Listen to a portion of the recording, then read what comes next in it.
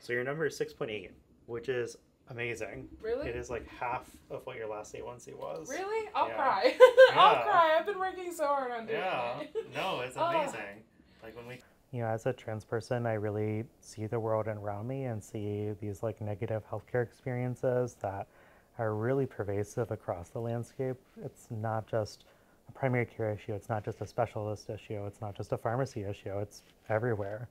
Oftentimes through clinicians who want to do good work, but maybe don't have the skill set or the expertise to be able to do that, or even just not know the right words to say.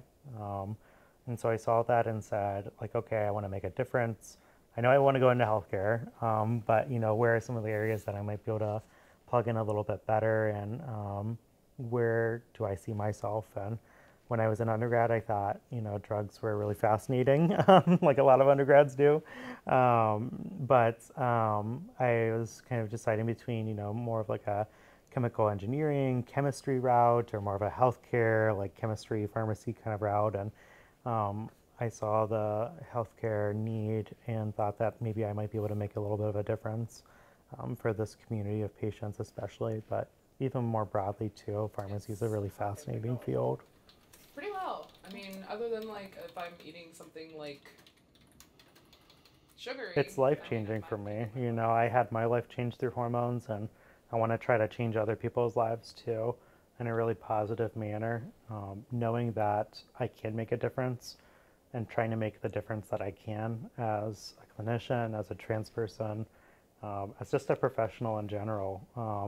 If I wasn't at Equitas, I'd be somewhere doing gender affirming care in some kind of capacity, whether that's pharmacy, healthcare related, or whether that's trying to, get a clothing drive going for trans people. Anything that I can do to take a skill set and try to do it to increase headaches, changes in happiness, Perfect. How about any dizziness? Awesome. I definitely don't hide who I am or what I do. And I'm a huge advocate for, the trans community too, in the exam room especially. And so it may not come up in every visit, like if I'm helping someone get their injectable for PrEP, maybe that part of my work doesn't come up as much, but I definitely don't hide it. And it often does come up in the exam room with patients where they may verbalize like, oh man, the world's such a tough place right now for trans folks. I'm like, yeah, I get it. And that's why it's like so valuable to have healthcare providers who are trans or non-binary, gender non-conforming, or even really great verbal and visible allies too, who can advocate for those folks in the exam room. And I think that's where someplace like Equitas that does have such great transparency around values and mission, because gender affirming care isn't something that we do here, it's something that we are here. And so people see that and really feel it when they come in.